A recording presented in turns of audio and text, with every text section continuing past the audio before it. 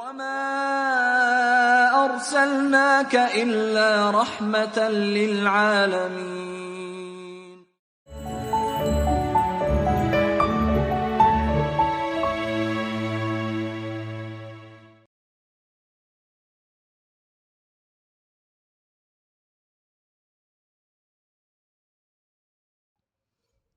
Assalamualaikum warahmatullahi wabarakatuh.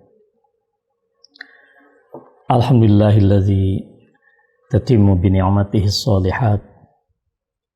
Wassalatu wassalamu ala Rasulillah habibina wa qaidina sayyidil awwalin wal akhirin Muhammad ibni Abdullah wa ala alihi at-tahirin at-tayyibin wa ala ashabihi alladzina jahadu fillahi haqqa jihadih wa ala at-tabi'ina lahu bi ihsan wa ala sairi ummatihi alladzina yakhtuna khutwah wa yastannuna bi sunnatihi ila yaumiddin. Amma ba'd. Fa'usi nafsi wa iyyakum bitaqwallahi faqad fazal muttaqun. Saudara-saudara sekalian yang saya muliakan, jamaah rahimani wa rahimakumullahu jami'an. Alhamdulillah, pada malam hari ini Allah mengizinkan kita kembali untuk bersilaturahim melalui jaringan online. Mudah-mudahan silaturahim ini diberkahi oleh Allah Subhanahu wa Ta'ala dan memberikan makna serta manfaat bagi kehidupan kita. Dan lebih dari segala itu, an yataqabbal minna salatana wa qiyamana wa ruku'ana wa tilawatana wa an yutammim taqsirana birahmatihi ya arhamar rahimin. Semoga Allah mengabulkan segala ibadah kita, sholat kita, siyam kita, sujud kita, ruku kita, munajat kita, taubat kita, dan semua amalan saleh yang kita lakukan khususnya di bulan Ramadan. Dan semoga pula Allah Subhanahu wa Ta'ala menutupi segala kekurangan kita di bulan yang penuh keberkahan ini dengan rahmat. Dan sesungguhnya Allah Subhanahu wa Ta'ala adalah zat yang maha segala-galanya di dalam merahmati kita dan merahmati semua ciptaannya. Jamaah sekalian yang saya muliakan, pada malam pertama Ramadan yang lalu saya diberikan amanah oleh majelis untuk menyampaikan tausiah waktu itu dengan mengangkat tema membangun istana Ramadan di rumah. Tentu jamaah sekalian, Ramadan pada tahun ini kita lalui dalam suasana yang berbeda sama sekali. Saya kira tidak pernah terjadi di dalam lintasan sejarah hidup manusia, khususnya kita umat Islam, menghadapi suatu peristiwa pandemik COVID-19, yang kemudian peristiwa ini merubah perilaku hidup orang, merubah cara berkomunikasi orang, bahkan merubah cara beribadah kita. Sehingga dalam suasana ini, saya ingat pada malam itu saya menyampaikan dan terinspirasi dengan kisah Nabiullah Musa alaihissalam ketika beliau harus memberikan perlindungan kepada umatnya karena siksaan yang sedemikian dari penguasa yang zalim ketika itu, Fir'aun. Wa awhayna ila Musa wa akhihi an tabawwa liqaumikuma bi Misra buyuta waj'alu buyutakum qiblah wa aqimus shalah wa basyiril mu'minin. Allah menyatakan kepada Nabi Musa dan saudaranya Harun agar menyiapkan rumah, bukan semata-mata untuk tinggal, tetapi rumah itu secara nyata dijadikan sebagai tempat melaksanakan ibadah. Wa aqimus shalah, mereka diperintahkan oleh Allah untuk menunaikan sholat sesuai dengan syariat pada masa itu. Ini pula jamaah sekalian yang menginspirasi kita juga ketika Rasulullah SAW menyatakan di dalam hadisnya, ij'alu min salatikum fi buyutikum wala taj'aluha qubura. Jadikan sebagian salatmu untuk dilaksanakan di rumah, dan jangan jadikan rumah kalian itu tak ubahnya seperti kuburan. Itu yang dikatakan oleh Rasulullah sallallahu alaihi wasallam. Dan alhamdulillah ya, dengan segala keterbatasan kita masing-masing, kita mencoba menunaikan tuntunan Allah Subhanahu wa taala untuk membangun suatu istana Ramadan, suatu istana kemuliaan di rumah kita masing-masing. Kita menata struktur-struktur keluarga kita, ya, kepribadian kita, anak-anak kita, keluarga kita, dan seterusnya. Dan tentu malam hari ini kita pun juga bertanya,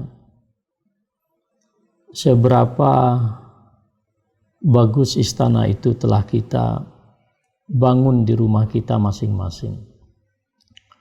Seberapa Ramadan memberikan makna, memberikan nuansa di dalam kehidupan kita pribadi dan kehidupan di masyarakat atau juga umat kita. Nah, ini saya kira pertanyaan yang sangat penting disampaikan pada malam terakhir Ramadan, sebagaimana kita telah meniatkan untuk membangun istana tersebut di malam pertama Ramadan. Jamaah sekalian yang saya muliakan, saya selalu membaca keterangan yang kita dapatkan di dalam kitab-kitab hadis, bagaimana para sahabat radhiyallahu ta'ala anhum menjalani akhir atau malam-malam terakhir atau hari-hari terakhir dari Ramadan yang mereka lalui pada masa itu. Beberapa kisah yang saya hafal ialah ketika Sayyidatuna Aisyah radhiyallahu ta'ala anha membaca ayat yang ke-60 dari surat Al-Mu'minun, wallazina yu'tuna ma atau wa qulubuhum wajilatun annahum ila rabbihim raji'un. Dan orang-orang yang telah mendermakan apa saja yang didermakan di jalan Allah. Kita tahu bagaimana perilaku para sahabat ya, di dalam menegakkan agama Allah, bukan saja mengeluarkan harta, tenaga, bahkan jiwa. Bagaimana 3 orang sahabat yang mulia dalam Ghazwah Mu'tah misalnya saling bergantian memegang panji Islam, sampai yang terakhir adalah Abdullah ibn Rawahah. Dia tidak ingin kehilangan keutamaan 2 sahabat terdahulu, Zaid bin Harithah dan kemudian adalah Ja'far bin Abi Thalib. Pada saat itu Zaid bin Harithah dan Ja'far bin Abi Thalib sudah meninggal di tangan musuh terlebih dahulu, tersisalah beliau. Maka beliau menyatakan, ya nafsu in la taqtuli tamuti, hadha himamul mauti qad suliti. in taf'ali fi'lahuma faqad huditi wa ma tamannaiti faqad u'titi. Hai jiwaku, kata Abdullah ibn Rawahah, jika hari ini kau tidak mati, maka pasti kau akan mati, karena ini adalah ketentuan kematian yang datang dari Allah.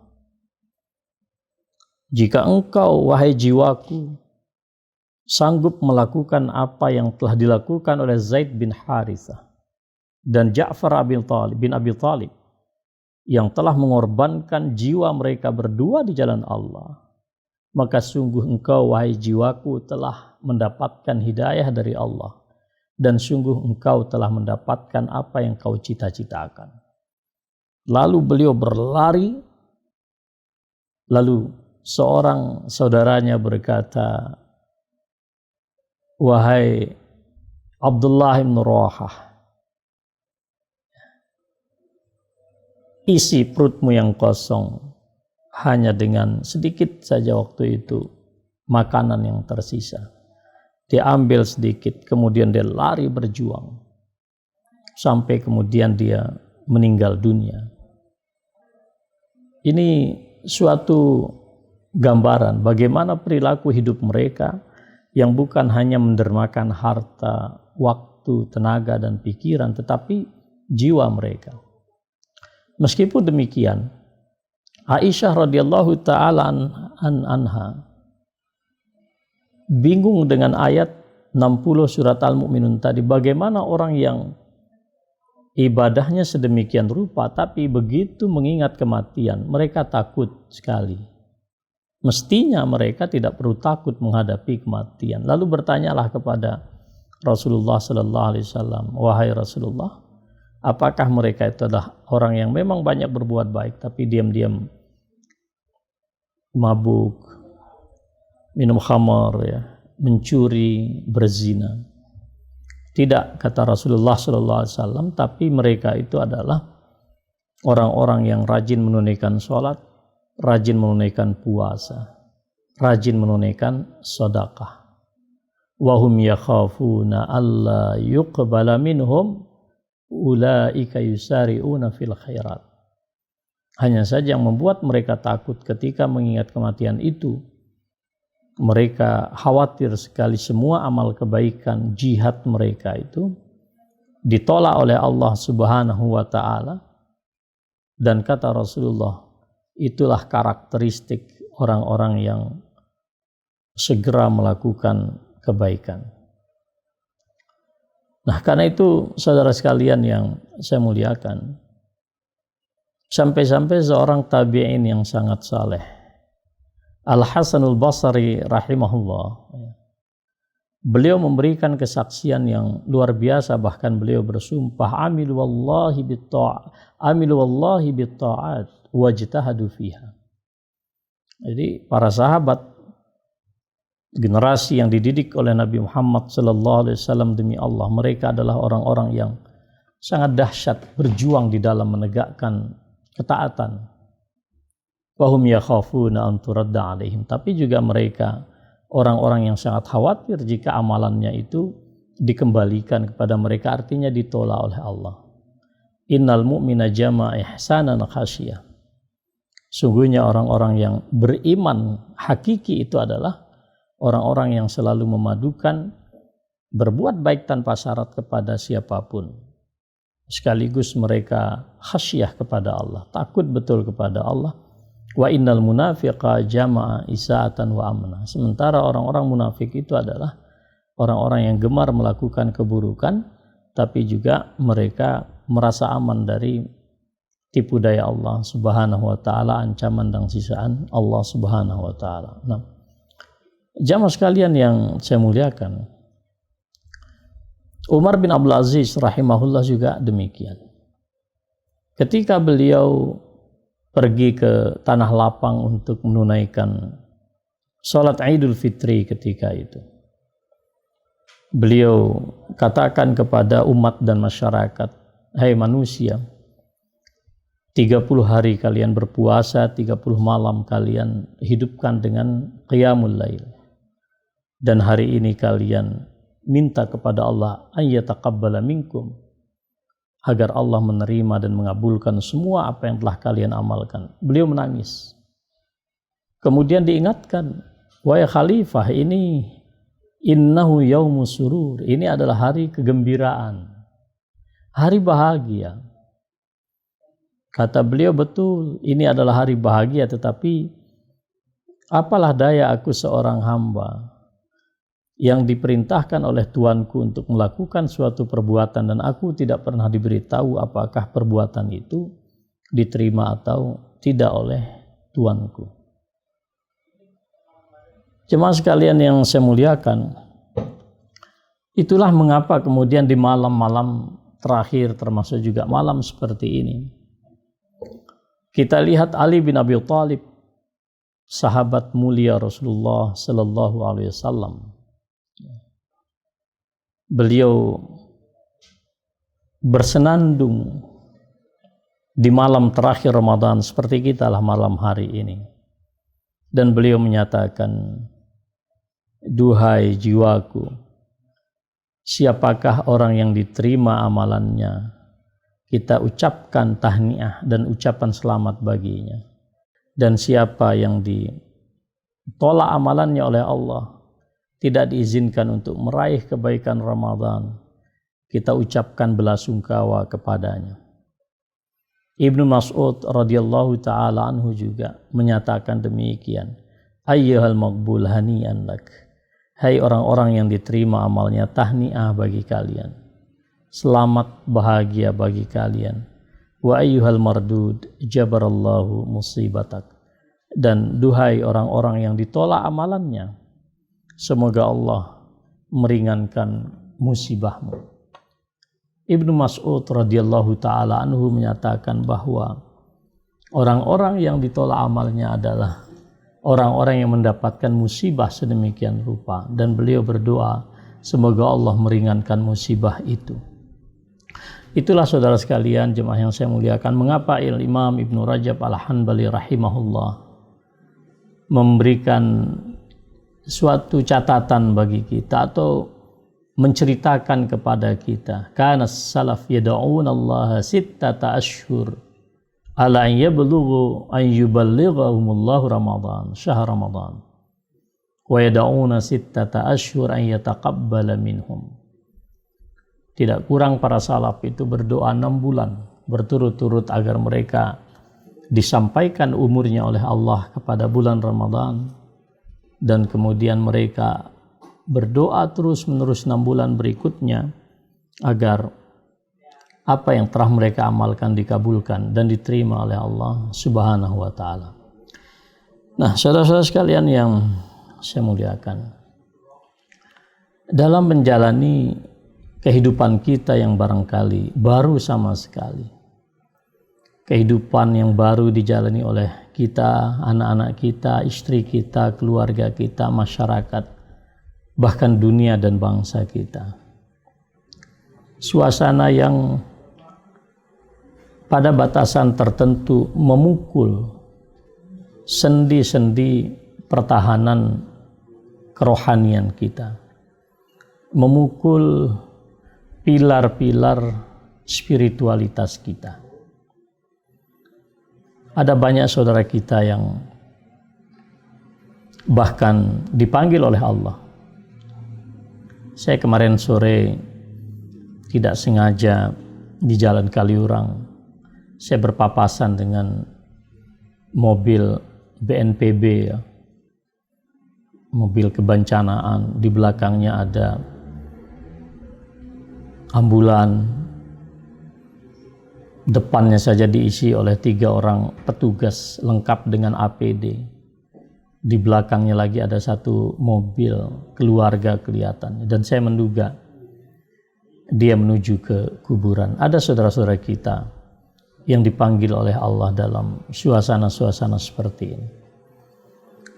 Ada para pejuang kesehatan pun juga dipanggil oleh Allah. Ada orang yang kehidupannya pada titik tertentu dan tingkat tertentu pun juga menghadapi berbagai macam kesulitan. Ya, pola hidup sosial di masyarakat kita juga mengalami perubahan, bahkan perenggangan dalam beberapa hal tertentu. Nah, jamaah sekalian yang saya muliakan, dalam suasana seperti ini kita perlu menguatkan pilar-pilar ketahanan diri kita sebagai seorang hamba Allah Subhanahu wa Ta'ala. Apa yang saya baca di dalam penjelasan para ulama kita, Ramadan memberikan inspirasi bagi kita untuk menguatkan beberapa pilar yang sangat penting sekali di dalam kehidupan kita. Itu adalah pilar-pilar keimanan kita. Ramadan adalah waktu di mana kita melakukan perbaikan terhadap struktur bangunan daripada diri kita sebagai hamba Allah Subhanahu wa Ta'ala. Bahkan tadi saya ikut pengajiannya Pak Amin, ayahanda Pak Amin Rais ya. Kita sekarang berada dalam suasana SOS. Ya, ini biasa istilah emergency ya. Save our soul.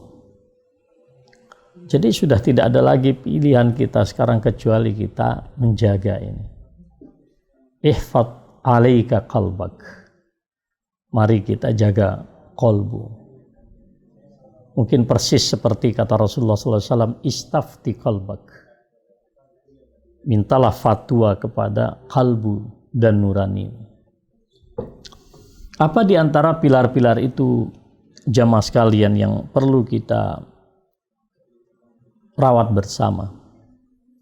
Pertama tentu seperti perintah perintah Allah kepada Nabiullah Musa alaihissalam. Waj'alu buyutakum qiblah. Kita jadikan rumah ini sebagai kiblat kita. Kiblat dalam artian memang sebagian ibadah kita mau tidak mau dalam suasana ini kita sentralkan di rumah, dan alhamdulillah ya.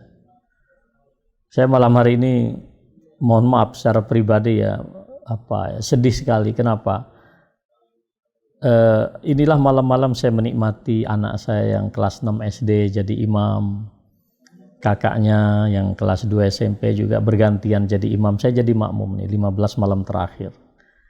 Dan tadi rebutan kami mau jadi imam karena ini malam terakhir. Saya bilang Abi jadi imam.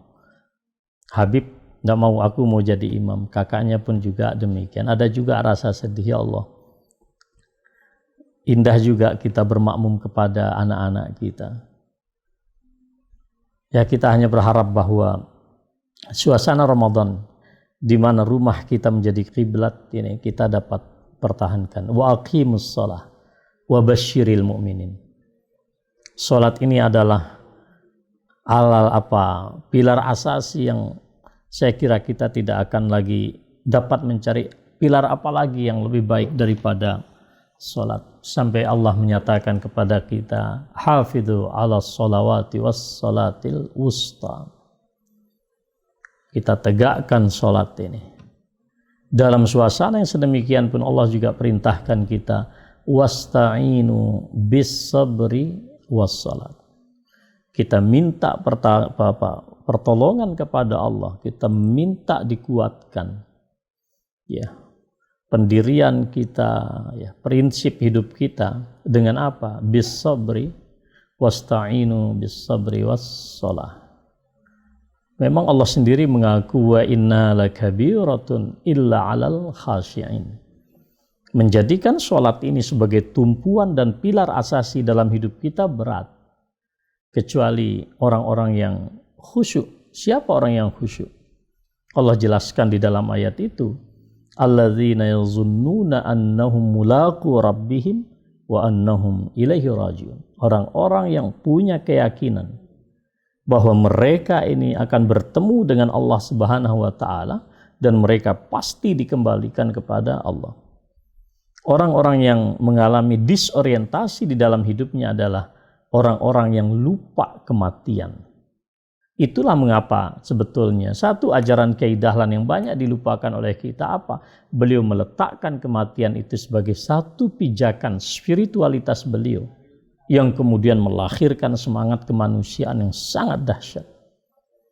Beliau orang yang dahsyat. Hei Dahlan, kata beliau di dalam puisi berbahasa Arab. Ingat engkau berada di hadapan Allah dan hanya ada dua terminal akhir. Engkau selamat masuk ke dalam surga atau kau binasa masuk ke dalam neraka. Pikirkan, abaikan yang lain. Itu Kiai Dahlan. Jadi mestinya kita ini dan semua pimpinan warga Muhammadiyah tidak boleh lupa kematian. Kalau kita lupa kematian, maka yang terjadi adalah ya kita akan mengalami despiritualisasi, kita akan mengalami sekularisasi di dalam kehidupan kita ini. Kita tidak pernah memandang bahwa hidup kita ini memiliki dimensi spiritual, dimensi kerohanian. Sehingga seperti orang-orang ateis barangkali yang mengatakan in hiya illa hayatuna dunya wa ma nahnu bimab'utsin. Nah, ini adalah hidup kita di dunia dan kita tidak akan dikembalikan oleh Allah. Jadi saya pikir saudara sekalian, orang yang melakukan apapun kecurangan di dalam hidup di dunia ini, saya kira bermula dari satu hal, yaitu adalah dia lupa mati. Maka Allah ucapkan kepada kita, wala takunu kalladzina nasullaha fa ansahum anfusahum. Dari mana orang lupa kematian itu? Ya, dia mulai lupa daripada mengingat Allah. Tidak ada lagi Allah di dalam orientasi kehidupan dia. Beda dengan orang-orang yang khusyuk dengan sholatnya, kata Allah Subhanahu wa ta'ala pada ayat yang saya sampaikan tadi. Jamaah sekalian yang saya muliakan, Ramadan adalah waktu yang sangat indah bagi kita untuk melafalkan banyak sekali istighfar, taubat kita kepada Allah Subhanahu wa ta'ala. Bahkan Aisyah radhiyallahu ta'ala anha secara khusus bertanya kepada Rasulullah, wahai Rasulullah, kalau malam itu adalah malam Lailatul Qadar, apa yang aku ucapkan? Diajarkan oleh Rasulullah, Allahumma innaka afuun tuhibbul afwa fa'fu anni. Ya Allah, engkau adalah maha penghapus segala dosa. Hapuskan dosaku ya Allah. Oleh karena itu, saudara sekalian yang saya muliakan, ya, kepada Muaz bin Jabal radhiyallahu taala an, Rasulullah sallallahu alaihi wasallam di dalam suatu hadis yang dinyatakan sahih oleh Al-Imam Al-Albani, beliau menyatakan, ala ukhbirukum bi khairi a'malikum, maukah kalian aku beritahukan kepada kalian sebaik-baik amalan kalian, wa azkaha inda malikikum, dan amalan yang paling suci, yang paling murni kualitasnya di hadapan Allah Subhanahu wa ta'ala, wa arfa'uha li darajatikum, dan amalan yang paling dapat diandalkan mengangkat derajat kita, wa khairun lakum min i'ta'il dhahabi wal fiddah, lebih baik daripada kalian bersedekah emas dan perak, wa khairun lakum min antal qawaduwakum fatadribu a'naqahum wa yadribu a'naqahum, dan lebih baik daripada kalian berperang di jalan Allah lalu kalian bisa menebas leher musuh atau justru leher kalian yang ditebas. Apa kata Rasulullah sallallahu alaihi wasallam? Zikrullah, berzikir kepada Allah Subhanahu wa ta'ala. Nah, kita warga persyarikatan, satu hal juga yang perlu kita ingat. Ada 3 yang saya baca dari lakon spiritual Kiai Dahlan. Yang pertama adalah qad aflaha man tazakka wa dzakara asma rabbih fasalla. Ini lakon pensucian jiwa, zikrullah, ya. Dzakara asma rabbih fasalla. Yang kedua itu adalah salat. Lalu kemudian bal tu'thirunal hayatad dunya, itu diambil oleh beliau sebagai dasar untuk spirit mengingat kematian. Karena itulah jemaah sekalian yang saya muliakan, di dalam hadis Sahih Bukhari dan Sahih Muslim, Allah Subhanahu wa ta'ala dalam suatu hadis qudsi menyatakan, ana inda zanni abdi bi. Saya ini ya berada persis dalam suasana sebagaimana seorang hambaku mendugaku, berzan kepadaku. Wa ana ma'ahu ina yazkuruni, dan aku akan selalu bersama hamba tersebut ketika ia selalu mengingatku. Fa idza zakarani fi nafsihi zakartuhu fi nafsihi. Jika dia mengingatku di dalam dirinya, aku pun selalu mengingatnya di dalam diriku, kata Allah. Wa in zakarani fi mala'in zakartuhu fi mala'in khairun minhu. Jika dia mengingatku di hadapan khalayak, maka aku akan menyebutnya dan mengingatnya di depan khalayak yang jauh lebih mulia daripada apa yang dihadapi. Wa in taqarraba ilayya shibran taqarrabtu ilayhi zira'an. Jika dia mendekat kepadaku sejengkal, aku akan mendekat kepadanya sehasta. Ya. Jika dia mendekat kepadaku sehasta, aku akan mendekat kepadanya sedepa. Jika dia lari kecil, aku akan berlari cepat menemui hambaku itu. Bahkan Allah Subhanahu wa ta'ala juga menyatakan, jika sudah demikian, kata Allah, maka aku akan menjadi mata yang dengannya dia melihat, aku menjadi telinga yang dengannya dia mendengar, aku akan menjadi tangan yang dengannya dia menyentuh. Artinya apa, saudara sekalian yang saya muliakan? Ketika zikrullah ini sudah mewarnai daripada diri kita, sebagaimana juga dulu pernah diamalkan oleh Kiai Dahlan, maka kita ini berada di dalam nuansa bimbingan Allah Subhanahu wa ta'ala. Melangkah selalu kita bertanya, untuk apa kaki ini kita langkahkan? Mendengar juga demikian, melihat juga demikian, dan seterusnya. Ada lagi ajaran Ramadan, saudara sekalian yang saya muliakan. Al-ihsanu ilan nas. Rasulullah sallallahu alaihi wasallam kana ajwad ma yakunu fi Ramadan.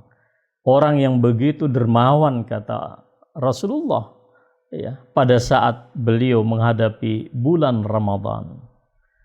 Bahkan beliau juga diilustrasikan seperti hembusan udara yang begitu sejuk dirasakan oleh semua orang. Artinya apa? Kebaikan Rasulullah sallallahu alaihi wasallam dapat dirasakan oleh semua umat manusia. Bukan hanya umat Islam, tapi juga orang-orang yang berkeyakinan lain daripada kita sendiri. Jadi saudara sekalian yang saya muliakan, ya, sampai di dalam ihsan kita ini, berbuat baik tanpa syarat. Jadi saya menerjemahkan ihsan itu adalah berbuat baik tanpa syarat.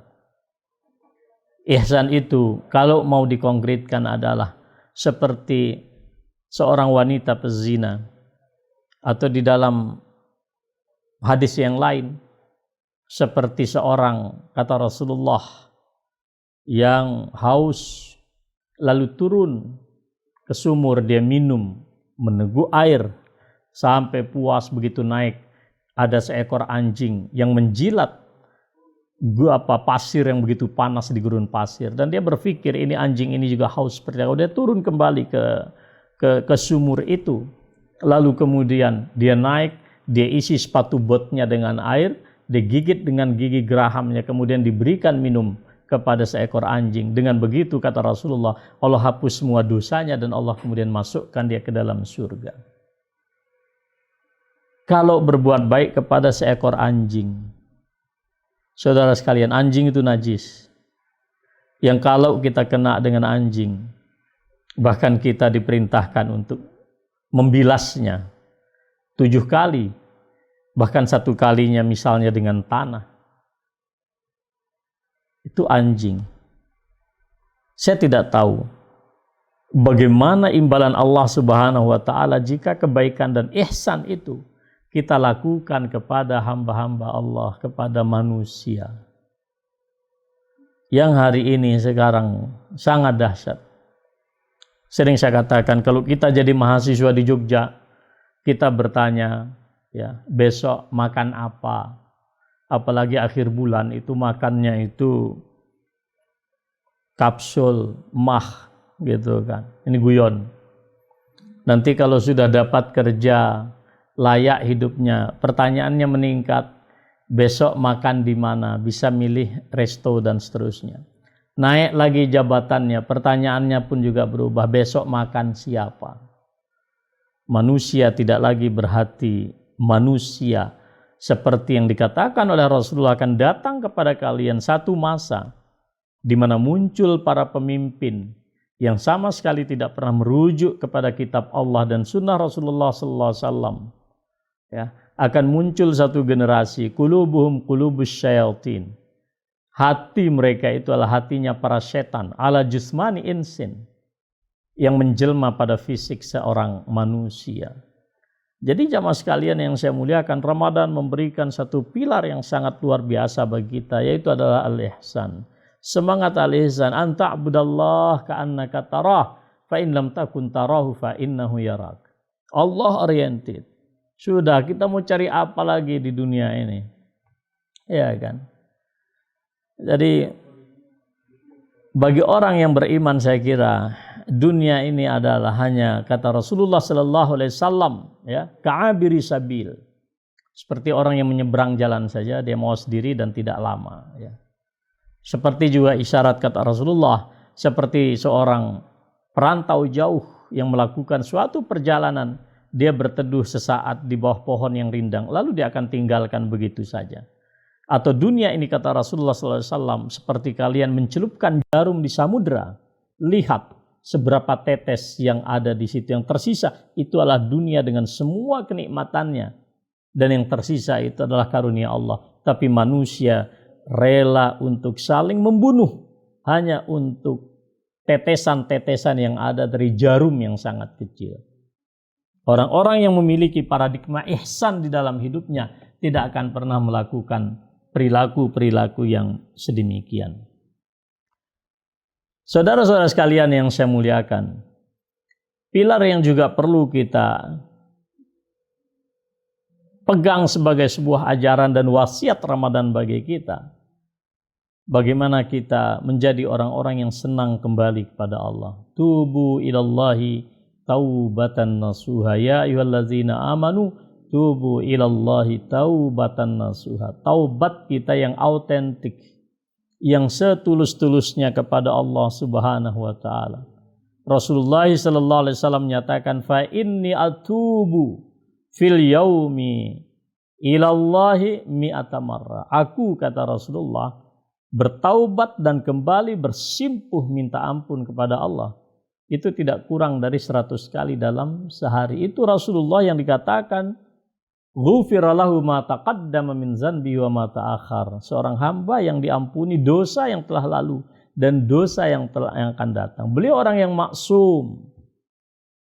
Demikian yang dikisahkan bagaimana Rasulullah sallallahu alaihi wasallam menyatakan itu. Saudara-saudara sekalian yang saya muliakan jamaah rahimani wa rahimakumullah. Jika demikian, Ramadan juga berwasiat kepada kita agar kita jangan sampai menjadi orang-orang yang soleh di bulan Ramadan. Jadi jangan sampai kita menjadi orang-orang yang kebaikan kepada Allah, kebaikan keluarga, kebaikan kepada masyarakat hanya terjadi di bulan Ramadan. Sehingga dia bilang kun rabbaniyan wala takun rabbaniyan. Jadilah Anda seorang hamba Allah yang rabbani betul. Allah betul tujuannya bukan semata-mata karena semarak Ramadan lalu dia bisa menghidupkan syiar Allah itu hanya pada bulan Ramadan. Maka Rasulullah SAW juga berpesan kepada kita, ya ayuhan nas, alaikum minal a'mali ma tutiqun. Hei manusia, kata Rasulullah, ya, lakukanlah amalan-amalan yang sanggup kalian lakukan. Fa innallaha la yamallu hatta tamallu. Allah tidak akan pernah bosan sampai kalian sendiri yang bosan. Wa inna ahabbal a'mali ilallahi ma duwima alaihi wa in qalla. Amalan-amalan kecil tetapi kita coba untuk konsisten melakukan amalan-amalan yang kecil itu. Karena Rasulullah sallallahu alaihi wasallam idza amila amalan asbatahu. Rasulullah kalau melakukan suatu amalan ya di dalam hadis beliau asbatahu ini yang diceritakan oleh Aisyah radhiyallahu taala. Beliau sabat ya. Beliau tetap melakukan amalan-amalan soleh itu. Dalam konteks inilah sebetulnya kita mengingat apa yang ada di dalam hadis Muslim rahimahullahu taala ya. Ketika Sufyan ibn Abdullah As-Saqafi ya, datang kepada Rasulullah sallallahu alaihi wasallam dan beliau berkata, "Ya Rasulullah, qul li fil Islami qawlan la as'alu anhu ahadan ba'dak." Ya Rasulullah, jelaskan kepadaku apa itu Islam. Pendek saja, singkat saja, dan saya tidak akan bertanya kepada siapapun setelah ini. Dan Rasulullah menasihatkan kepada beliau, "Qul amantu billahi tsumma istaqim." Oke, you katakan amantu billah, aku beriman kepada Allah, sudah pegang keimanan ini, istiqamah dengan keimanan ini. Innalladzina qalu rabbunallah tsumma istaqamu tatanazzalu alaihimul malaika alla takhafu wa la tahzanu. Orang yang menyatakan iman kepada Allah, dia istiqamah dengan keimanan ini, mereka akan galau hidupnya. Mereka nggak akan risau hidupnya. Walaupun COVID ada di sekitar kita, muka, belakang, atas, bawah, kiri, COVID-19. Tapi kalau ini kita dasarkan pada keistiqamahan iman di jalan Allah, tentu juga dengan menjalankan syariatnya untuk menjaga jiwa kita dengan segala kaidah-kaidah agama, kita tidak perlu risau, kita tidak perlu bimbang. Mati sekalipun kata Rasulullah sallallahu alaihi wasallam dikatakan sebagai syuhada. Kita pun yang menghadapi ini dikatakan sebagai orang yang sedang menjaring rahmat Allah Subhanahu wa taala, sebagaimana beliau katakan kepada Aisyah, rahmatan lil mu'minin, sebagai rahmat bagi orang-orang yang beriman. Terakhir saudara sekalian yang saya muliakan, ya, Rasulullah sallallahu alaihi wasallam juga ya pernah kepada salah seorang sahabat, apa yang kau minta? Sahabat itu mengatakan, as'alu murafaqataka fil jannah. Rasulullah, aku pingin bersahabat dekat denganmu di surga. Lalu beliau disarankan untuk mengatakan, a'inni ala nafsika bikatsratis sujud. Kalau begitu ya sudah, bantu aku nanti agar kita bisa bersama lagi di surga, banyaklah kau melakukan sujud. Apa makna yang terakhirnya saudara sekalian? Ista'in billahi wala ta'jaz. Mari kita minta pertolongan kepada Allah ya. Dan kita jangan lemah secara mental. Walladzina jahadu fina lanahdiyannahum subulana.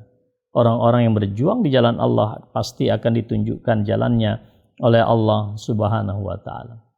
Jamaah sekalian yang saya muliakan rahimani wa rahimakumullah taala. Pilar terakhir yang ingin saya sampaikan di dalam pengajian terakhir ini adalah umat Islam dimuliakan dengan satu malam yang dinyatakan oleh Allah Subhanahu wa taala sebagai malam Lailatul Qadar. Rasulullah sallallahu alaihi wasallam sebagaimana di dalam hadis beliau menyatakan taharrau Lailatul Qadar fil ashril akhir. Raihlah, dekaplah, rangkullah Lailatul Qadar pada 10 terakhir daripada bulan Ramadan. Bahkan Aisyah radhiyallahu taala anha juga meriwayatkan idza dakhala al-ashrul akhir. Kalau 10 terakhir masuk, ya, syadda mi'zarahu, beliau siap siaga. Ya, kainnya dikencangkan. Itu adalah bahasa isyarat. Beliau bersiap siaga menghadapi malam 10 terakhir, ya. Apalagi kata beliau, ya, ahya lailahu, beliau hidupkan malam-malamnya, wa aiqaza ahlah, dan beliau membangunkan keluarganya. Inna anzalnahu fi lailatul qadr.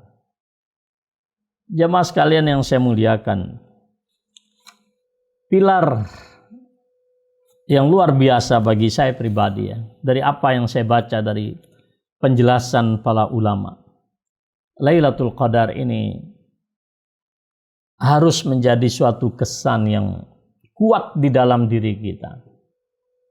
Tentu kita tidak pernah tahu secara konkret apakah kita orang-orang yang dicatat oleh Allah qama Lailatul Qadar. Tetapi yang pasti adalah kita telah berupaya untuk melakukan yang terbaik pada malam-malam terakhir daripada bulan Ramadan.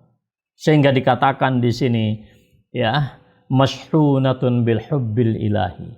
Lailatul Qadar ini di dalam qalbu kita adalah seperti bingkisan yang penuh dengan cinta Allah Subhanahu wa taala. Ya. Jadi saudara sekalian yang saya muliakan, ada beberapa catatan yang sangat penting di sini.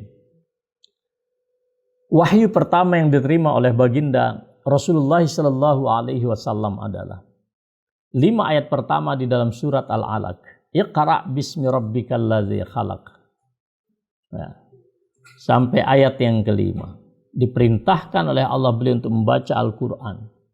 Dan agak lama waktu itu berselang karena wahyu tidak turun. Sampailah kemudian kalau kita memperhatikan susunan surat setelah surat Al-Alaq itu adalah surat Al-Qadar.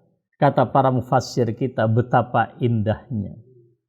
Agar kita meyakini bahwa peradaban yang besar yang dibangun dari spirit Iqra itu sungguh telah diturunkan oleh Allah, bukan yang lain. Inna anzalnahu fi lailatul qadar.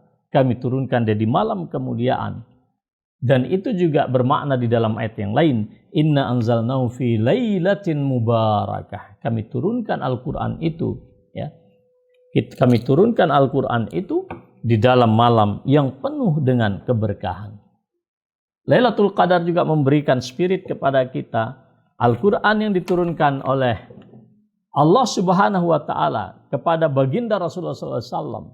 Setiap tahun itu pula yang turun kepada kita. Apa yang turun kepada kita itu pula yang turun kepada baginda Rasulullah. Maka kita dikatakan oleh Rasulullah, man qama lailatal qadr imanan wa ihtisaban ghufira lahu ma taqaddama min dzambihi. Seolah-olah ada isyarat di dalam ajaran Islam agar kita merayakan daripada kemuliaan malam ini. Sangat dahsyat saudara sekalian. Tanazzalul malaikatu warruh. Malaikat Jibril yang turun kepada Nabi Muhammad di malam beliau mendapatkan Iqra bismi rabbikal ladzi khalaq. Itu pula malaikat Jibril yang turun kepada kita, yang beliau juga membawakan keutamaan karunia sebagaimana beliau membawa karunia kepada baginda Rasulullah SAW dan kemudian membangun peradaban yang sangat dahsyat ini. Biizni rabbihim juga memberikan suatu isyarat bahwa umat Islam ini diizinkan oleh Allah Subhanahu wa taala untuk terus melakukan berbagai macam kebaikan, dan ini adalah suatu kemuliaan yang sangat dahsyat. Lailatul Qadar juga bermakna inna khalaqna kulla syai'in biqadar. Segala sesuatu ini kami ciptakan dengan qadar. Dan qadar utama manusia adalah berada di atas poros tauhid fitrah. Maka Lailatul Qadar adalah malam di mana kita menemukan kembali titik orbit atau poros daripada tauhid dan fitrah kita yang asli yang diciptakan semula oleh Allah Subhanahu wa taala. Salamun hiya hatta matla'il fajr. Islam mengajarkan kita kedamaian. Salamun alaikum. Ya, kata para malaikat kepada ahli surga. Karena itu sahabat-sahabat sekalian, saudara-saudara sekalian yang saya muliakan, jamaah rahimani rahimakumullah jami'an. Mudah-mudahan kita menjadi umat Islam. Sebagaimana namanya Islam, as-salam, al-Islam. Selalu menjadi orang-orang yang menebarkan damai, menebarkan kebahagiaan, menebarkan kebaikan kepada siapapun, sedikit apapun, agar hidup kita ini sungguh bermakna dan Ramadan bagi kita memberikan pelajaran yang sangat dahsyat. Jemaah sekalian yang saya muliakan, saya kira demikian sajalah ya kajian pada sesi penutup malam hari ini. Sekali lagi, Allahumma taqabbal minna salatana wa siyamana wa qiyamana wa ruku'ana wa da'watana wa munajatina wa sadaqatina wa zakawatina wa sa'ira a'malina wa tammim taqsirana birahmatika rahman rahimin. Dan semua amalan kita diterima oleh Allah Subhanahu wa taala, dan mudah-mudahan dakwah kita setelah Ramadan ini semakin giat ya. Dan mudah-mudahan itu menjadi jalan kita menuju surga Allah Subhanahu wa taala. Nasrun minallahi wa fatun qarib wa basyiril mu'minin. Wassalamualaikum warahmatullahi wabarakatuh.